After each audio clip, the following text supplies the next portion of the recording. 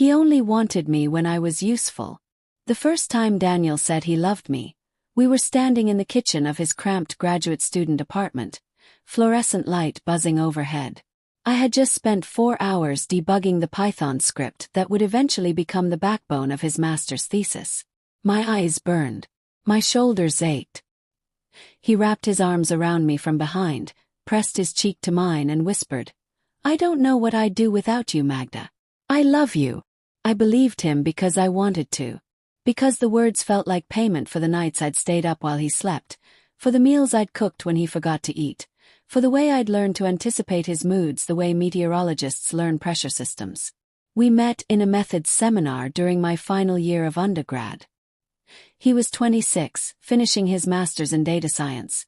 I was 21, still figuring out whether I wanted to go to grad school or just get a job that paid rent. He had a quick, dry laugh and a habit of tilting his head when he listened, like he was trying to hear something beneath your words. I thought it meant he cared. The first few months were easy. We went to cheap wine bars, read the same novels, argued about epistemology until 3 a.m. He called me brilliant. He said I saw patterns other people missed. When I got waitlisted for a PhD program I'd applied to on a whim, he stayed up with me rewriting my statement of purpose until it sang. When the acceptance letter came, he cried, actual tears, then took me to the rooftop of his building and kissed me so hard my lips split. I moved into his apartment 3 weeks later. My name went on the lease. My books filled the second shelf.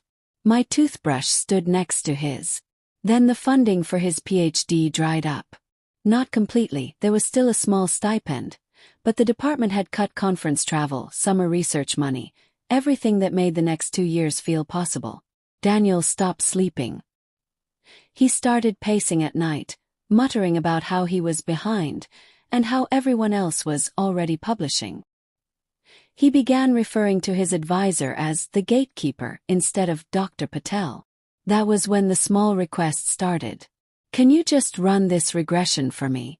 I'm drowning in cleaning the dataset. Can you proofread this draft? You're so much better at catching logical holes. Can you call the library and renew my books? They won't pick up if it's me." I told myself it was temporary. He was under pressure. Love meant helping, didn't it? So I helped. I ran the regressions. I proofread. Called the library. I also started applying for jobs, data analyst positions, research assistantships, because I could see the math. 2 people, 1 income stream shrinking, rent due on the 1st. He didn't like that. "You're wasting your potential," he said one evening while I filled out an application on my laptop. "You could get into a top program. You're smarter than half the people already in mine." "I need to work," I told him. "We need health insurance. We need groceries." He looked at me like I'd betrayed him. "So you're just going to abandon the life we talked about?" We had never talked about a shared life. We had talked about ideas, about books, about the future in the abstract. But I let the accusation land because arguing felt more exhausting than agreeing. The job came through. A remote position analyzing health outcomes data for a nonprofit. Decent pay, full benefits, flexible hours. I accepted it the same week Daniel got a revise and resubmit on the paper we'd worked on together. He framed the acceptance email and hung it above the desk. My offer letter stayed in my inbox. After that, the shift was subtle at first. He stopped asking how my day was. When I talked about a tricky dataset at work, his eyes would glaze. When I came home tired, he'd sigh and say, "I wish I had the luxury of switching off at 5. When I suggested we go out to celebrate my 6-month anniversary at the job, he said, "I can't afford to lose momentum right now." But he still wanted things. He wanted me to format his references in Chicago style because you're faster at it. He wanted me to sit with him while he wrote because your presence helps me focus. He wanted sex, not tender exploratory sex like before, but quick, functional sex, usually right after he'd finished a section and felt briefly victorious. Afterward he'd roll over and fall asleep while I stared at the ceiling, wondering when I'd become furniture. The night it cracked open was ordinary until it wasn't. He had a conference deadline. The paper needed to be submitted by midnight. At 11:45 he was still rewriting the conclusion. I was on the couch reading when he called my name. Sharp like a summons. Magda, come here. I walked over. He pointed at the screen. This paragraph is garbage. Fix it. I read it. It wasn't garbage. It was dense but coherent. I suggested a small restructure. He snapped. I don't need suggestions. I need it rewritten. Now. I looked at the clock. It's almost midnight. I know what time it is. Took a breath. I've been up since 6. I have an early meeting tomorrow. His laugh was short and bitter. Right. Your important job. I felt something give way inside me, like a rope fraying for months finally parting. Daniel, I said quietly, when was the last time you asked how I was doing without wanting something afterward? He stared at me. What are you talking about? I mean exactly that. When did you last want to know me without needing me to do something for you? He rubbed his face. I'm under pressure, Magda. You know that. I do. But pressure doesn't erase reciprocity.